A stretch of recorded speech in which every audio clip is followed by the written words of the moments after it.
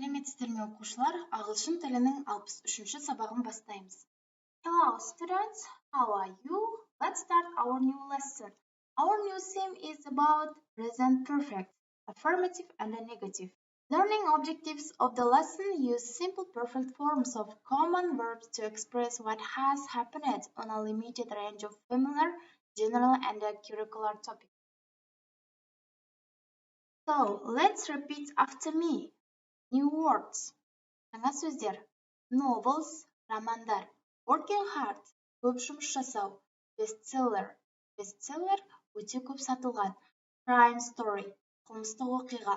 Teenage defective, ақауы бар жасөспірім. Publisher, баспагер. Okay, thank you. 83-ші бетті ашып, жаңа тақырыпқа қарай қойыңыздар. Оқушылар, бірінші және екінші жаттығуды есепке ала отырып, ережелермен таныс болайық. So, what is present perfect? Present perfect екі түрде қолданылады. Біріншісі, қазіргі мезетке дейін аяқталған іс-әрекеттерде. Яғни, өткен шақта басталып, қазіргі уақытта аяқталған іс-әрекет, ол She has not stopped working hard. Яғни, осы формада жүреді. Ол көп жұмыс жасауды тоқтатқан жоқ. Бұл present perfect шағының болымсыз формасы. Екінші түрі қазіргі уақыт аралығын қамтыған период ішінде аяқталған оқиғаларға. I have finished reading Hamlet this week. Мен Гамлет кітабын осы аптада оқып шықтым. Яғни, осы аптаның ішінде орындалған іс-әрекет болғандықтан, біз present perfect шағын қолдандық. So, students, let's watch the video. Сонымен оқушылар, present perfect қолданған уақытта етістіктің екі түрін қолдануды ұмытпаймыз. Ағылшын тілінде негізгі етістіктер екіге бөлінеді. Дұрыс етістіктер және бұрыс етістіктер. Дұрыс етістік деп, етістікке идей жалғану арқылы жасалынатын етістіктер. Ал бұрыс етістік деп, үш түрі бар етістіктерді айтамыз. Мысалы, go, went, gone. Бұл бұрыс етістіктің үш түрі. Ал бізге керегі үшінші тұрған формасы. Формулаға қарайық.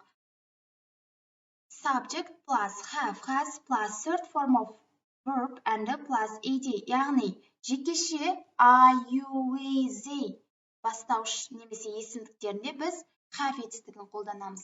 Ал he, she, it жекеше зат есімдерінде біз has етістігін, көмекші етістігін қолданамыз.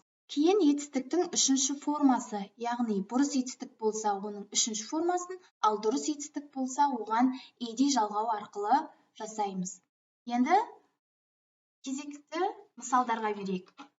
So, if you understand, let's give example. For example, I have read the book. Мен кітап оқыдым. Мен, I, subject, have, has, бұл көмекші етістік, read, бұл етістіктің үшінші формасы, яғни бұрыс етістіктің үшінші формасы. Мен кітап оқыдым. Мен өткен шақта оқыған кітабымды қазіргі шақпен байланыстыра отырып, айқын нәтижесін айтып отырмын. Okay, peoples, let's do exercise 3 on page 83. 83-ші беттегі үшінші жаттығуды орындаймыз. Complete the sentence with affirmative and a negative form of the verb present perfect. Яғни, 1-ден 6-ға дейін сөйлем берілген, сөйлемнің ішіндегі қоршалған етістіктерді present perfect жағына қойып орындауымыз керек. Егер бұрыс етістік болса, сөздің үшінші формасын пайдаланамыз, ал дұрыс етістік болса, ed жалғаймыз. For example, I have read all the Harry Potter's book. Яғни, мен Гарри Поттердің барлық кітабын оқыдым. And the exercise 4.